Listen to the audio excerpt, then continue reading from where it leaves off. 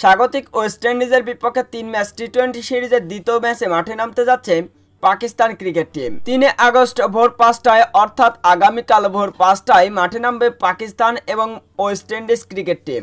3 match টি-20 সিরিজের অবশ্য প্রথম ম্যাচে দুর্দান্ত জয় পেয়েছে পাকিস্তান ক্রিকেট টিম। অন্যদিকে স্বাগতিক হয়ে অবশ্য নিজেদের প্রথম ম্যাচে হারতে হয়েছে ওয়েস্ট ইন্ডিজকে।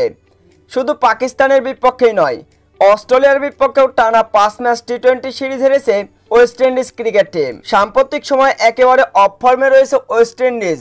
সাম্প্রতিক সময়ে অস্ট্রেলিয়ার বিপক্ষে অবশ্য 3 ম্যাচ টেস্ট এবং 5 ম্যাচ টি-20 সিরিজ হেরেছে ওয়েস্ট ইন্ডিজ ক্রিকেট টিম। এরপরে পাকিস্তানের বিপক্ষে আবার টি-20 সিরিজের প্রথম ম্যাচ হেরে ওয়েস্ট ইন্ডিজ ক্রিকেট টিম।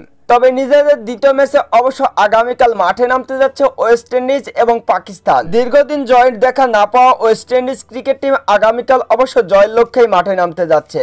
অন্যদিকে পাকিস্তান ক্রিকেট টিম তারা যদি আগামী ম্যাচটাতে কোনোভাবে ওয়েস্ট ইন্ডিজকে হারাতে পারে তাহলে সিরিজ জিতে যাবে পাকিস্তান ক্রিকেট টিম।